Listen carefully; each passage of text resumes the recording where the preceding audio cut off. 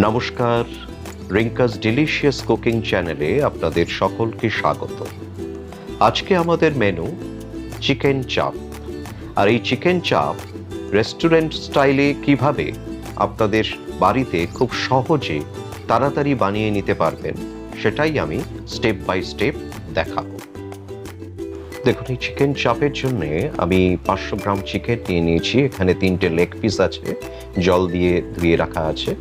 আছে আদা রসুন পেস্ট, টক দই রয়েছে 3 চামচ, ক্রিম আছে। একটা বাটিতে সামান্য জলে 2 চামচ পোস্ত, 2 চামচ ভাঙা কাজু ও 1 চামচ চারমগজ ভিজিয়ে রেখেছি। এটাকে মিক্সিতে পেস্ট করে নিতে হবে।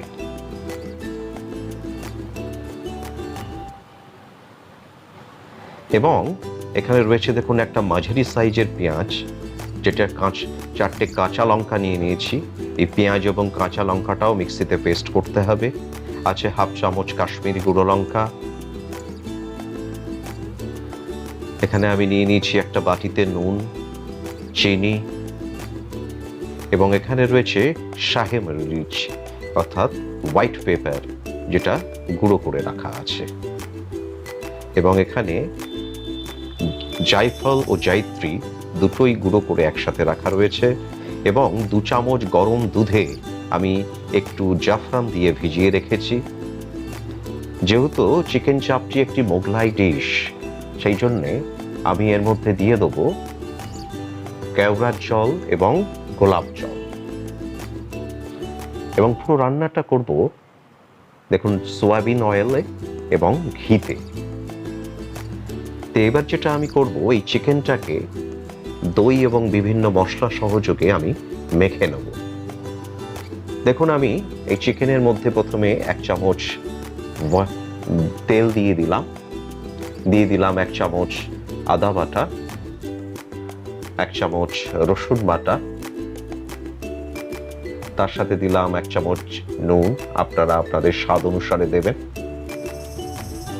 এবং হোয়াইট পেপার অর্থাৎ শাহি মরিচও আমি 1 চামচ এখন দিয়ে দিলাম। এরপরে দিলাম জায়ফল এবং জায়ত্রী দুটোরই গুঁড়ো একসাথে 1 চামচ। দিলাম হাফ চামচ কাশ্মীরি গুঁড়ো লঙ্কা এবং 3 চামচ টক দই। এবং যে মাঝারি সাইজের পেঁয়াজটি 4টে কাঁচা লঙ্কা দিয়ে আমি বেটে রেখেছিলাম সেটাকেই আমি দিয়ে দিলাম এর ভিতরে। দিচ্ছি 2 চামচ চিনি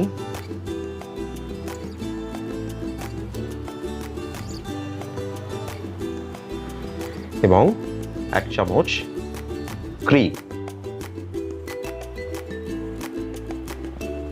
এর সাথে দিয়ে দিচ্ছি 1 চামচ কেওড়ার জল ও 1 চামচ গোলাপ জল।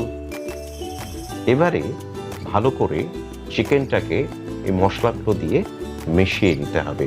মাখিয়ে নিয়ে আমি এটাকে 1 থেকে 1.5 ঘন্টা ম্যারিনেট করব। আপনারা চাইলে এটাকে আরো বেশি সময় ধরেও ম্যারিনেট করতে পারেন। দেখুন, আমি 1-1.5 ঘন্টা ম্যারিনেশনের পরে ফ্রিজ থেকে এটা বের করে নিয়েছি। ফ্রিজের নর্মাল পোর্শনেই এটা রাখা ছিল। এখন আমি আগে থেকে গ্যাসটাও ধরিয়ে নিয়েছি। কড়ার মধ্যে আমি দিয়ে দিচ্ছি সাদা তেল 3 চামচের মতন।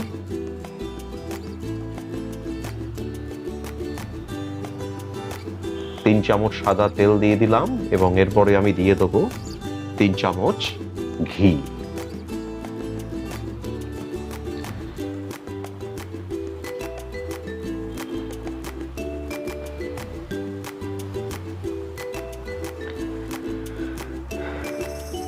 দেখুন, তেল ও ঘিটা যখন গরম হয়ে যাবে, এবং এই গরমটা করতে হবে মিডিয়াম ফ্লেমেই আপনারা করবেন, বেশি তাপ বাড়াবেন না।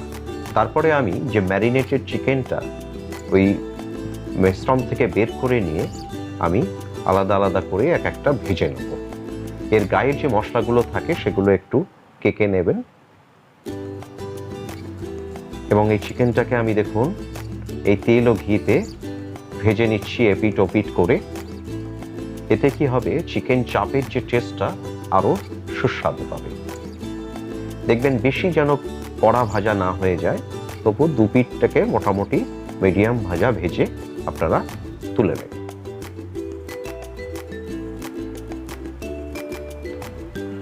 ভাজা হয়ে গেছে। আমি এটা একটা প্লেটে এক এক করে চিকেন লেগগুলোকে ভেজে তুলে নিলাম।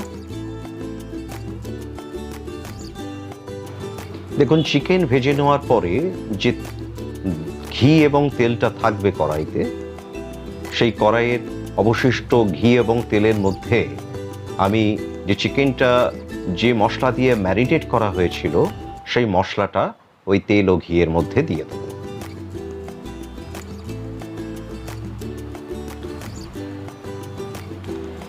এবং এটাকে মাঝে মাঝেই নাড়তে থাকবো। এইভাবে আমি এটাকে মিনিমাম 6 থেকে 7 মিনিট একটু কষে নেব তেল ও ঘিয়ের মধ্যে। যখন আস্তে আস্তে দেখবেন জলটা শুকিয়ে এই মশলা থেকে তেলটা উঠে আসবে, তখন আমি একে একে চিকেনগুলো ওই কড়াতে দিয়ে দেব। কড়াতে চিকেনগুলো দেওয়ার পরে আমি এটাকে মাঝে মাঝেই নাড়তে থাকবো। এই সময় আপনারা গ্যাসের ফ্লেমটাকেও মিডিয়ামই রাখবেন, হাইতে দেবেন না, কারণ মোগলাই খাবার সবসময় একটু কম আঁচেই রাঁধতে হয়, তাতে টেস্ট ভালো হয়। চিকেনগুলোকে আমি মাঝে মাঝেই একটু উল্টে দিচ্ছি। এইভাবে আরও 8 থেকে 10 মিনিট এই চিকেনটাকে আমি এই মশলাটা দিয়ে কষে নেব।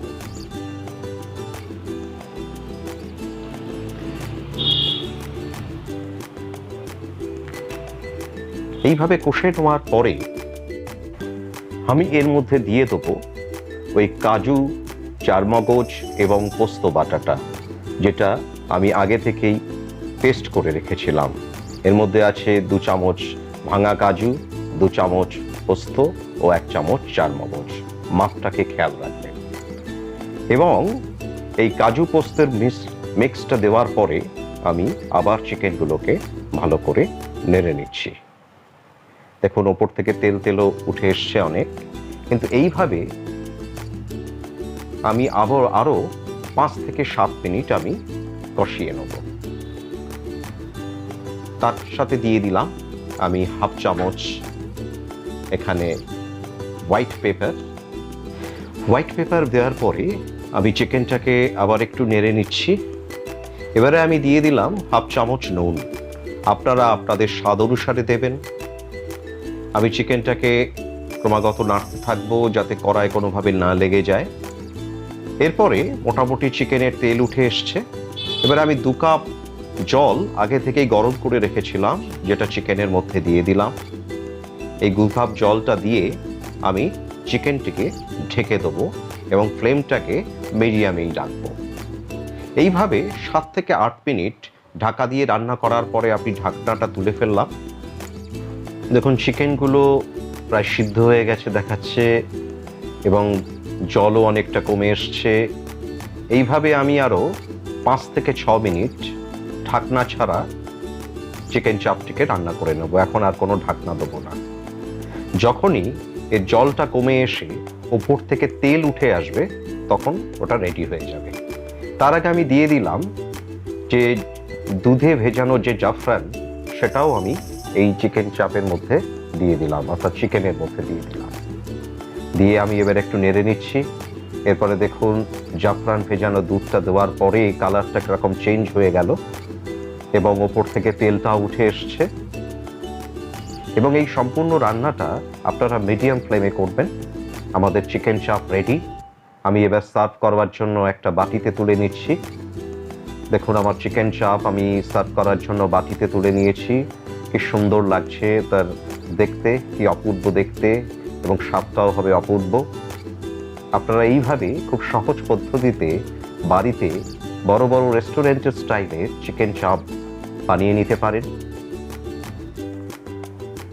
এবং এটা বিরিয়ানি, নান, তন্দুর, লাচ্ছা যে কোনোর সাথেই আপনারা এটা খেতে পারবেন। আজকের মতন আমি এখানেই শেষ করছি।